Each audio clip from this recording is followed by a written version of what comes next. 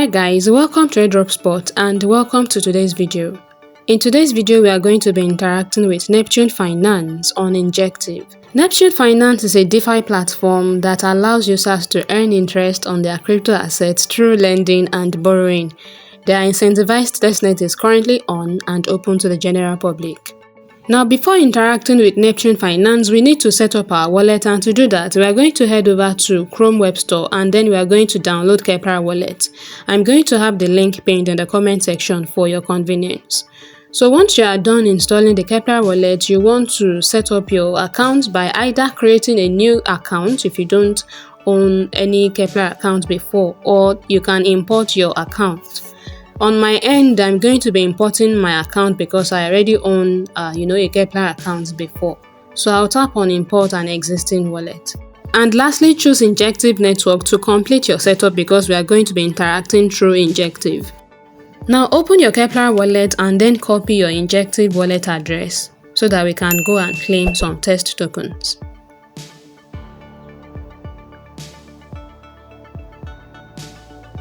Now open up a new tab and then we are going to paste the link to Neptune Finance faucet where we are going to claim our test tokens. You can find the link in the comment section for your convenience.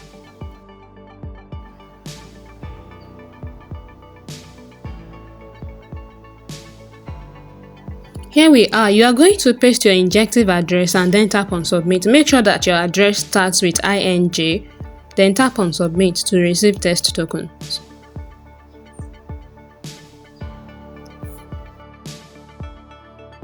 Now open up your search bar and then we are going to paste the link to Neptune Finance where we are going to be doing the lending. You'll find the link in the comment section as well.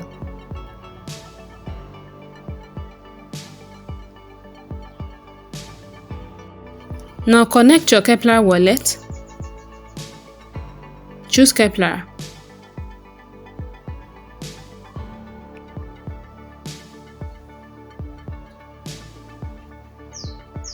It is going to ask you to approve adding Injective testnet, so tap on approve. Now the first thing that we are going to be doing here, we are going to stay on the lending tab and then we want to lend some tokens. We received USDT, USDC and INJ. We received those three tokens on testnet, so we are going to be adding the tokens to lending pool. So let's start with one of the stables. Tap on lend.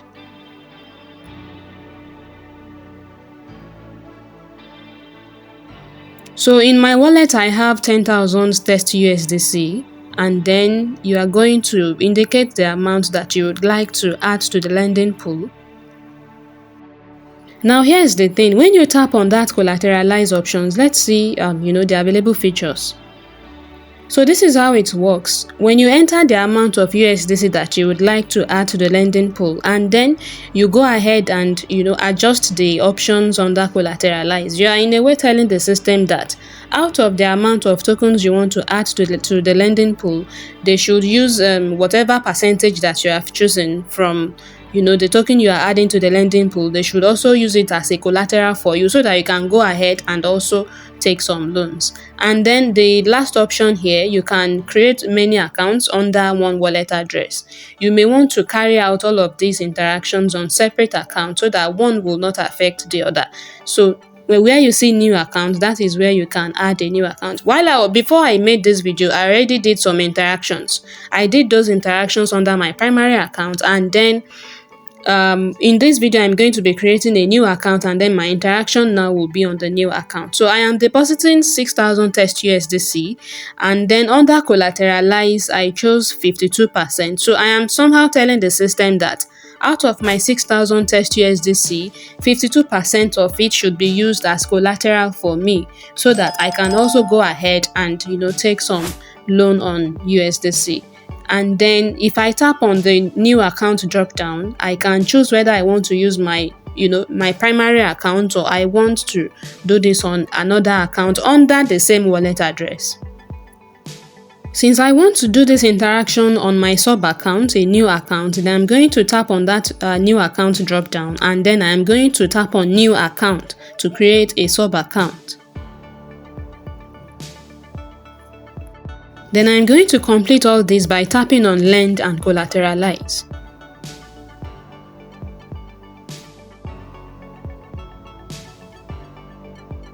And then I'm going to approve that in my wallet.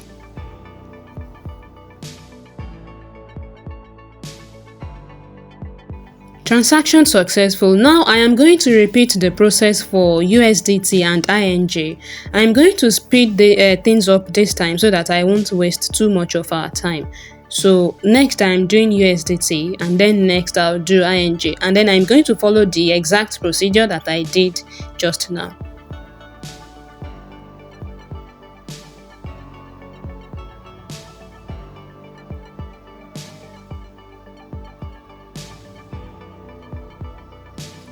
Lastly, I'm going to do it for ING.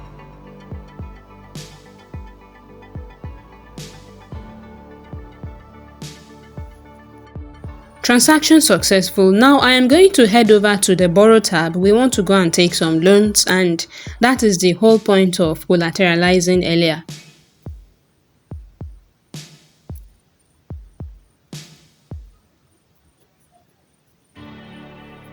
So you can see, like I was explaining earlier, I have an account previously, that is account 0, and then the sub account I created in this video is account 1. You can see that I have already done some lending transaction on account 0. My account health is just a little above 2, while the new account is still over 10. By the time I do some borrowing and lending, my account health is also going to reduce. You just want to make sure that it does not reduce more than 1 so that you don't face liquidation. So let's start with ING. We are going to borrow some ING. So tap on borrow, and then here you are going to, let's test out what is the maximum amount that I can borrow here on this new account. So I'll tap on max to verify that.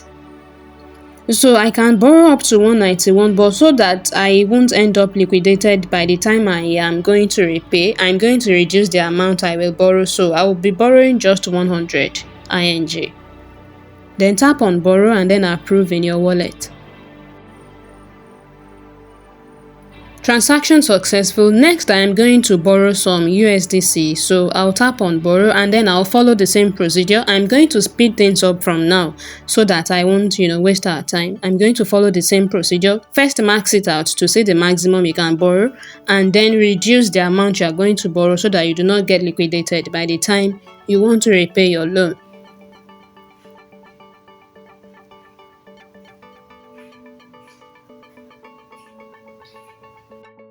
So I am done borrowing ING, USDC and USDT. And then another thing you can do, you can give it some time before you do this, is to repay the loans you have borrowed. So to repay, let's go back to the borrow card. Let's start with ING again. And then you are going to switch to the repay tab. And then you are going to indicate the amount of tokens that you want to repay. Remember, I borrowed 100 ING earlier, so you can decide to repay everything, and you can decide to repay a part of it. I'll be repaying a part of it throughout the next steps. So I'll be repaying 70 ING out of 100. Then tap on repay and then approve that in your wallet.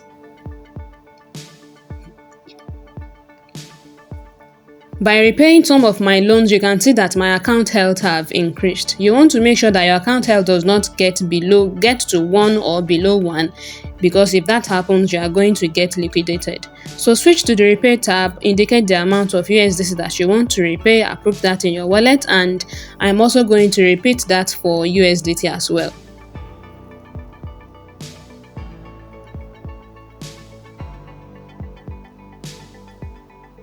Now we are done repaying the 3 loans that we borrowed. We repaid part of the 3 loans. Then another thing you can do is you can go to your collateral tab, and then you can decide to remove your collateral. You can decide to remove some or all.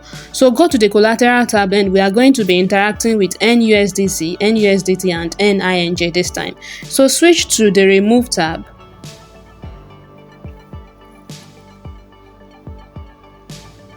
So I want to remove some of my collateral in NUSDT. Then indicate the amount that you would like to remove. I have 3.5k NUSDT, so I'll be removing 2,000. Approve that in your wallet.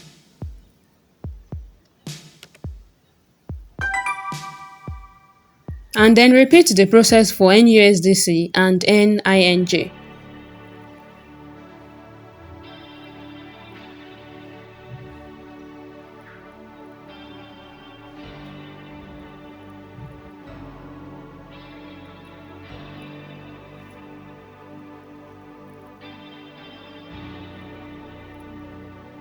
So I have removed part of my the collaterals I have in the 3 tokens. Then next you can go back to lend, and then you can decide to withdraw some of your tokens from the lending pool as well. To do that, tap on each of the tokens. Let's start with USDT. Tap on manage, and then you are going to switch to the withdraw tab. Now you can indicate the amount of USDT that you would like to withdraw back into your wallet. You can decide to withdraw some or all. I'll be withdrawing 6,500 USDT. Okay, so because I still have some loans, I won't be withdrawing all, so let me just withdraw 3,500. Then tap on approve.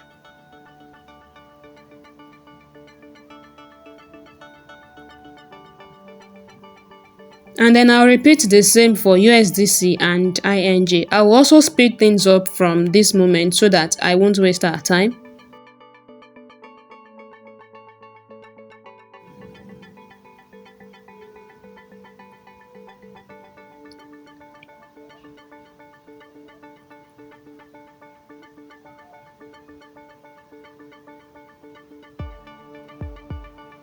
Now that's all you need to do for the entire testnet interaction. However, before we go, you can go to Leaderboard. They have a Leaderboard system, and then you can check your rank in all among the wallets that have been participating in the testnet, and also the number of points that you have.